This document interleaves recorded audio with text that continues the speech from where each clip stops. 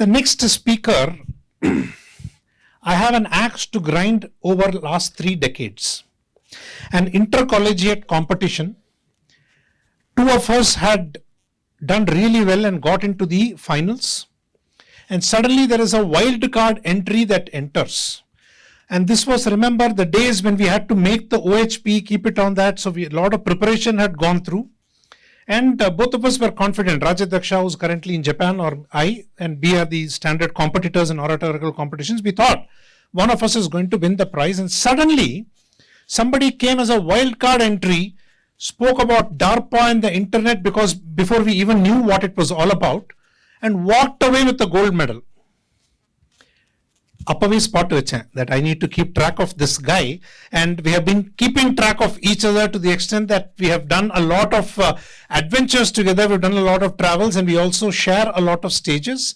An honorary director with Microsoft, a serial entrepreneur who's had some exits, an advisor to a lot of startups, and of course, given his tech bug, he's the typical nerd in college. He was the first one to get a computer, to go to his house just to see his computer. And he continues being a nerd all through and is currently leading the AI wave. That's Venkatarangan Thirumalai for you. Venkat, please welcome. Thank you. And now I know why he put me on the spot, because a couple of days back when we were rehearsing, he said no ChatGPT for your talk. So this talk, ladies and gentlemen, is not written by ChatGPT. And now I know why. Okay. How can you coach your Gen Z and Gen Alpha? If you're wondering, Gen Alpha, they are in school. There's a reason, because they are your next leaders. Why Gen Z? I'm not talking about millennials, because Gen Z are the ones you need today. If you want to do AI transformation in your organization, it has to be Gen Z, because this is a digital native generation. They understand digital, they breathe digital, and contrary to the belief, they are not on social media like the way we think they are. It's very different. We'll talk about it as we move on. Now, the most important thing, if you go through the history pages, one of the things you'll notice, whether it is from Robert Clive or anyone, at the age of 19, he came to India. He became a great general and conquered many parts of India. It is that when you're able to spot great leaders, young leaders, and give them the autonomy and empower them, they do world-changing things. Okay, Robert Clive is too old a story if you feel. I'll give you a very recent story, which most of you, I think, are carrying in your pocket today. Geo connection. Geo Mobile didn't come up in a great think tank of Mr. Mukesh Ambani or anything. It came on his dinner table at his house when his daughter Isha came from Yale University. This is 2011, and she tried to upload her project, and the internet didn't work or was very slow. This, ladies and gentlemen, is the greatest or the biggest billionaire in India. The internet in his house didn't work or was slow. It's a problem we can all relate to. And that got Mr. Mukesh curious. Then his other son, Akshay, he said, Akash, he said, Dad, why are our telcos charging us for voice when all we care is data? That was the light bulb moment for Mr. Mukesh, and being the smartest businessman in India, immediately worked on, and next 4 years, Jio became the fastest rollout of 4G, and today it's one of the largest data networks. And the reason, he listened to youngsters. It happened to be his son and daughter, but that doesn't matter in this particular story. So now this is fine. Now you ask Venkat, I know Gen Z leaders are good. I need to empower them. All that is fine. But how do I identify them? How do I motivate them? And as parents, many of you know, I have a Gen Z son. How do I even communicate with him? It feels like I'm talking a different language. Anything I talk, it doesn't even get to him. He says, either he gives me a look as if I don't understand, or a look that whatever you say doesn't make any sense. So how do we, if that's in your house, and I have to give him the money, so even if that is the case, how do you have young leaders in your organization, identify them, motivate them, and communicate with them? And the solution I'm going to say, probably a little controversial, is that AI is your biggest ally in here. It has been, I will advocate that AI is the biggest HR tool as a CEO today you have got to communicate with this generation, to motivate them, to identify them. You don't have a choice. Let's be very clear about that. What can you do? And I'll give you an example why this is so important. This generation Gen Z and Gen Alpha, to be even more brutal, they don't learn on the conventional mechanisms we learn. Conventional mentoring, conventional grooming doesn't work with them. Okay, I'll give you a very simple example. A couple of weeks back, I was interviewing students for an internship for a fintech startup in the US from VIT Bhopal. VIT Bhopal has, I think, 8,000 students in AI. I don't know how do you have one department, 8,000 students, but they have that. And there are many other colleges. SRM probably has even more thousands of students. Okay, so I interviewed this student, and I, being curious, I was asking, what are you studying? What is the textbook for computer science, operating system? Do you know Tenenbaum and all that? He said, Tenenbaum. That's like, what do you call, blasphemy to me. Because Tenenbaum is the operating system guru each one of us should have read, and that led to Linux, Torvald writing Linux, so on and so forth. But how do you, he said, I don't know Tenenbaum. So I said, what is the textbook you read? Maybe there's somebody new. He said, I don't read any textbooks. I take notes from the classes, I go to YouTube, follow up on those notes, and then the next one is the kicker. For anything more, I go to ChatGPT. This is a student, I'm not making up this story. And then I went on, I did many interviews the next following days. I asked many students, not only in VIT Bhopal, but other colleges. Students are, whether you like it or not, are turning up to ChatGPT. We can talk, they hallucinate, they confabulate. We can talk all that why AI is bad and all that stuff. But then they are learning it. YouTube is the one they are using it for, biggest information source. So they are not, believe me, and remember, they are not dumb. They are not bad. They are extremely smart people. You quiz them, they know the subject, but they are learning it very differently. Just because they don't learn it on a textbook doesn't make them any dumber or as superior. Let's be very clear about it. So to reach to them, you need AI tools. Now, how do you use these AI tools? First one is external hiring. You got to spot these people, and they are not going to answer your Indo classifieds or Naukri advertisements or putting a Facebook advertisements. Believe me, that's not going to work. This generation is not there in any of these forums. And please don't pretend doing a TikTok style video on Instagram and talk yourself. That becomes even more worse. The next 100 years, you're not going to hire any Gen Z or Gen Alpha in your company. Please don't do that. Okay. How do you spot this talent? That is where you have to go beyond the degree. This generation, especially Gen Alpha, is even more, again, brutal in the sense. They don't believe degree is the way that they have to showcase themselves. They showcase themselves through their work, whether it is a GitHub project or their portfolio if they're a photographer, artist, music director. Go through their works. Go through what the others are commenting about them, not their degree, not their marks, not the colleges. HR has it easy just by looking at filtering. 75% and above in a campus, I'll do campus interview. I'll hire. It doesn't work anymore. So how do you do that at scale? When you have to hire 1,000 people, even walk-ins, fresher walk-ins, today at the rate the market is, if you have 500 people walking into your organization for 50 roles, you can't interview all of them. It doesn't work. That is where AI systems come in. You have to use these systems. Okay, we'll see how do you do that at the end. Second, you have to market your company to this generation. You have to be authentic. You, as CEOs, in my book also I talk about why CEOs should be politicians.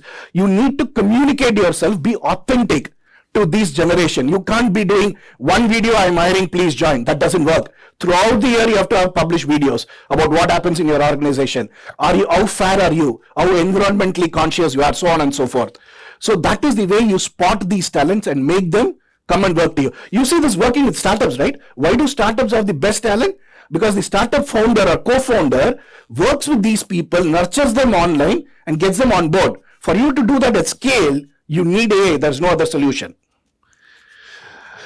Internal mobility. Again, this generation, this Gen Z values fairness. They don't want you to be partial to one person for whatever reasons. How do you be fair to people? One of the metrics they look at is, are you giving as a leader, their reporting manager or CEO, how are you giving them feedback immediately? Your quarterly review, yearly promotions, 5 years later is when our company promotes. All that doesn't work with this generation. It might work with legacy companies, but just doesn't cut this generation. They will immediately quit. Quit is the default. Tomorrow they come into office is actually the exemption, not the rule.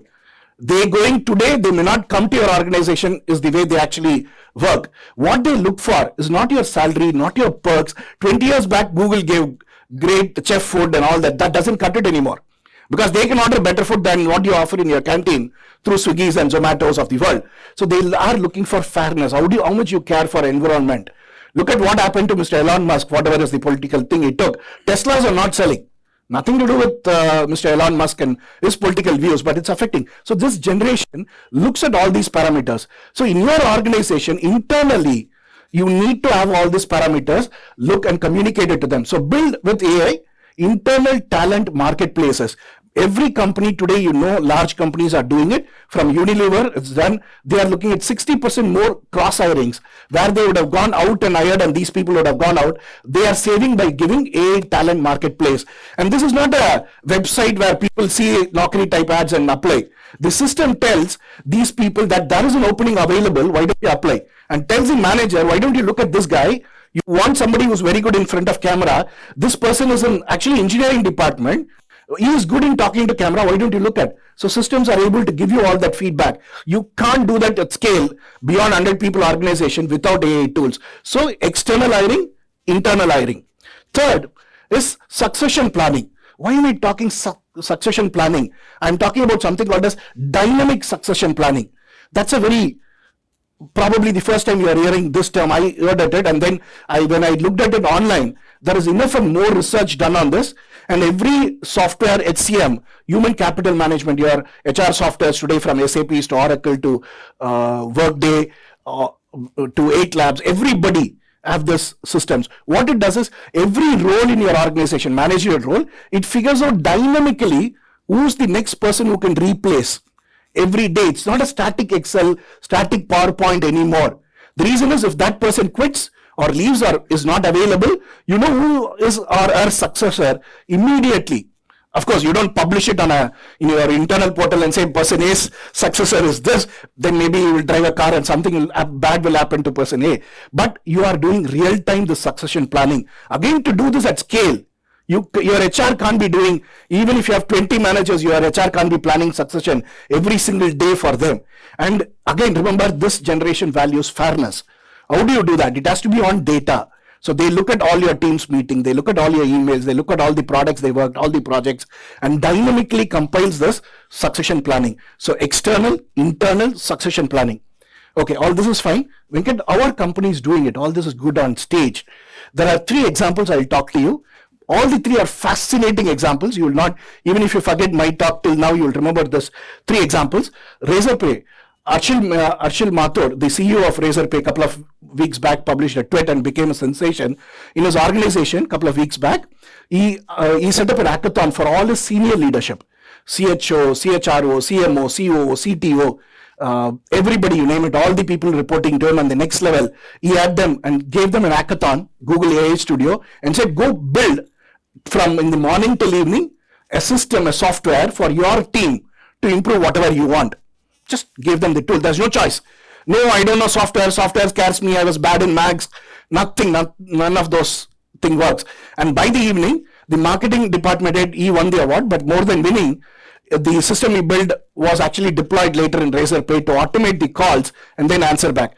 What Mr. Mathur says is the advantage, not that they developed a software without software engineer. And as a software engineer, I feel bad that we are no more needed. But the point Mathur makes is, today the conversations at any system Razorpay develops is not, okay, I'll build it, come back to you after 6 months, 1 year. No. If the IT team says that it's 3 weeks, the person or the manager is now able to counter and say, I will build it with AI Studio in 1 day. Why it's going to take you 3 weeks? Of course, there is a caveat. This may not be production ready, but it gets the point across that you have to operate at this speed. Because if you don't, your competition is operating at that speed. So that's Razorpay. Zerotha. That's again a very, very beautiful example. You should research this after that. This person, Ashwath Sachin, in 2021, he joined Zerotha as a customer support person, and then he got noticed identifying second line leadership. That's what we are talking all in the evening. And he was promoted as a business analyst. And the thing, he was responsible for all the hundreds of fixed deposits that Zerotha was having. Every day they have to be extended, renewed, closed, whatever. But there was all this loss, all that calculation has to be done. These were all done in Excel. And if one software we have to ban in world for corporate productivity, I will argue it's Excel, but Microsoft may not like it. But then you get the point. So this guy with Claude Studio over a weekend. Claude is an AI from Anthropic, the competition to OpenAI and ChatGPT. Over a weekend, he built a software which takes all the fixed deposits they have and dynamically computes and tells. It's very simple software. He was able to build it, and this saving, ladies and gentlemen, thousands of rupees for Zerotha on a real-time basis every day. That is the software you are missing if you don't give your teams AI. Last, a beautiful example, Mr. C.K. Ranganathan, past president of our TIE, he quoted this on one of the TIE events. I think the most practical example I've ever heard on AI. He gave ChatGPT, look at the vision of this leader, he gave ChatGPT, I think a year back, to all his people in the organization, whoever has a computer and all that. And this, he obviously would have paid several lakhs of license fees. And he says, where did I get the return for it? I didn't look at the return. I wanted to empower my people with AI. I gave it.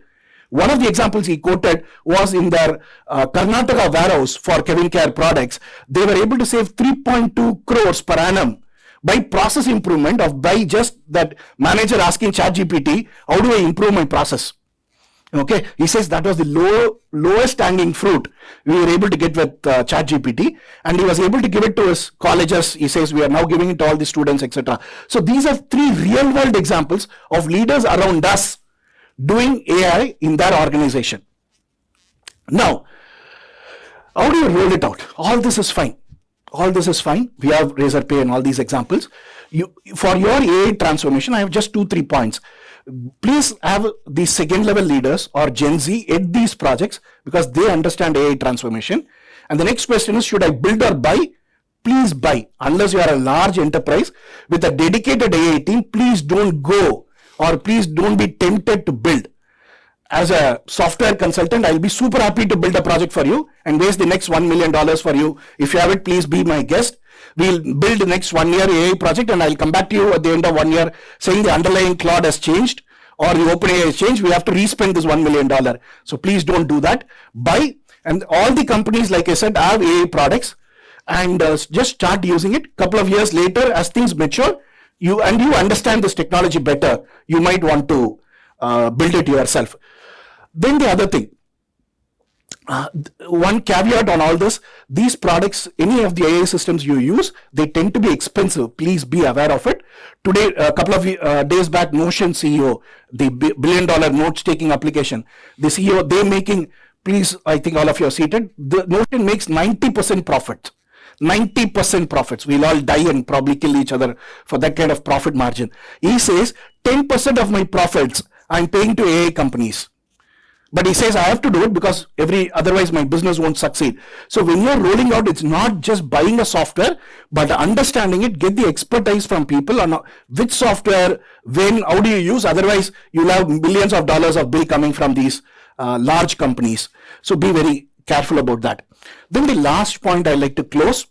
It's not about, I'm not advocating on stage here replacing humans. That's not what I'm talking about. I'm talking about it's empowering yourself or your leaders to free yourself for things that are authentically human. What are they? Authenticity is number one. Empathy, adaptability. These three things AI is very, very bad, or it can't even do that. And Gartner talks about human leadership. That's something you might want to check out. They talk about leaders who succeed in this, getting to Gen Z, is human leaders. And these are the three things: empathy, authenticity, adaptability is what Gen Z leaders are looking up to their leaders. So you do all that, leave all the mundane work to AI. Let me close with a story. This again a very practical story. Dr. Vinayak of Speed Hospitals, in one of the AI talks I gave a couple of months back, in the question and answer session, he asked this, and I said, I'm going to copy it shamelessly from you because it's shameless marketer is here. Dr. Vinayak said there was this one person who was very bad in his job, maybe a clerical staff, and he fired him. Okay, he was with the hospital for many years, but he fired him. And the night he gets an email, Dr. Vinayak gets an email, beautifully written, of all the things that this person who got fired learned from this organization and from Dr. Vinayak, very well heartfelt written. He was super surprised, called that person next day. How did you write this? It was so good. Who wrote it for you? He said ChatGPT. This was probably a year, 2 years back when ChatGPT was new. And the person said, whatever I remembered, I wrote all that. I didn't know much English. ChatGPT wrote it. I emailed you. Is it good, sir? Good. It's fantastic. So, and the person, Dr. Vinayak, he said, I'm now hiring you as the chief AI educator. And this person, Dr. Vinayak said, trained rest of the, including all the expert doctors on how to use ChatGPT. Of course, business went away for me. I could have trained their doctors, but then the person trained them and then everybody is using ChatGPT. That is the empowerment here we are talking about, not replacing people. Lastly, I like to leave with this quote: your AI strategy is your people strategy. These are not two different things in 2025. Whatever is your AI strategy is your people strategy. So thank you, ladies and gentlemen.